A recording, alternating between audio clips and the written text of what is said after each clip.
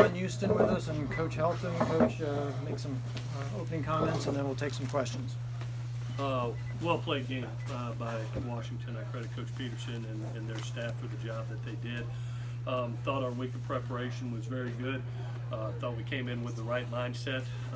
We made enough mistakes to lose the game. I think when it comes down to it, a turnover in the first half that led to great field position that gave them an early lead going into halftime, and then getting the ball inside the 10 in the second half twice and coming away with no points. And that's when you look up and you can't cut it to a one-score game. So for us, it's about getting back on this plane, correcting. I told those guys in the locker room that that's a team that you can see again come December if you do your job. They're a very good football team as well as we, and this is our first conference loss to a North opponent. And we've got the opportunity to go back, make the corrections, and have the opportunity to go win the Pac-12 South and hopefully meet them again at some day. With that, we'll take any questions that you got. Matt, Clay mentioned the interception inside the 10. Can you tell us what you saw on that play, or what happened? It was just a bad read. I should have handed the ball off, and that's on me. Matt, what was different for you today? Just was it looks you were getting from their defense, or just the being in the road stadium, etc.? Noise usually doesn't get to me. We practice all week with noise, so we were prepared for that. But what came down to it was my decision making, and it wasn't the best. Obviously, the ball was turned over way too much, and they capitalized on just about each and every one of them, which did not help at all.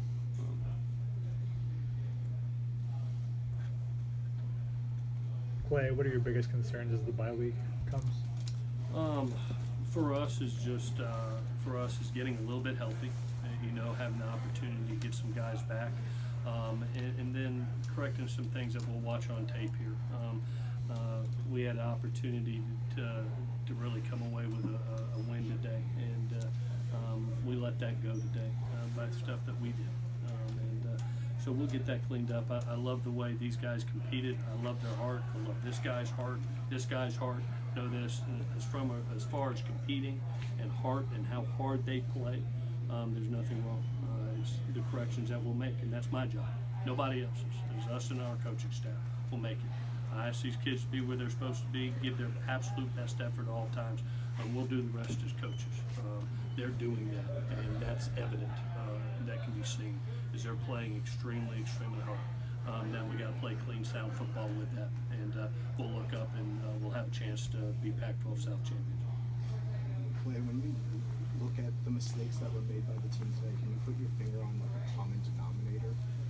I'll have to look at the tape, but it felt to me, if you get the ball in the end zone, the two times you got it inside the 10-yard line, this is maybe a different ball game, we came out and had a couple field possession errors. One was off a turnover, one was off a punt where that puts them in great field position, and they get up at halftime 17-7. I thought the running game was very much improved. We challenged both the offensive line and the runners that they were going to have to step up big. Felt like they were going to play their safeties deep and corners deep the majority of the day. They did. We were able to hit one deep ball, getting pit behind a corner one time. But for the majority of the day, it was going to be, hey, run the ball and try to make explosive plays in that category, or throw the ball short and run long.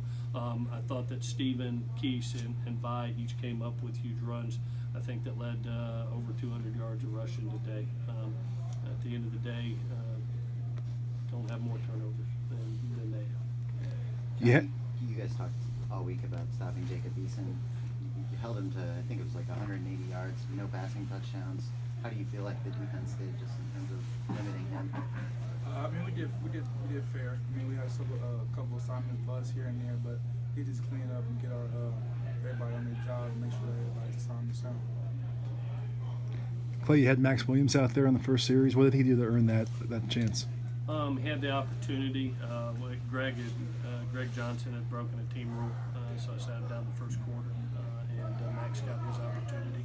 I thought both kids handled it extremely well, and you know, Max came out, did his job, played well, and then when Greg got his opportunity, and came out and did what he was supposed to do and played extremely well. So credit to Max. I've been so proud for him. I was excited for him. I was excited for Chase. Excited for ITS to go out there with kids, with Talanoa down and OG down and Greg down for a quarter. Those kids stepped up. You know, that's as good a quarterback as we may face. You know, him and probably Justin Herbert later on. You know, so credit those kids for the job they did today. It wasn't perfect, but they put us. The defense put us in position to have a chance to come out with a win today. In terms of running the ball, is there like a fine line between if you run more, they're going to start taking that away, and then they're going to end up throwing the ball again? Were you trying to strike up? No, it was.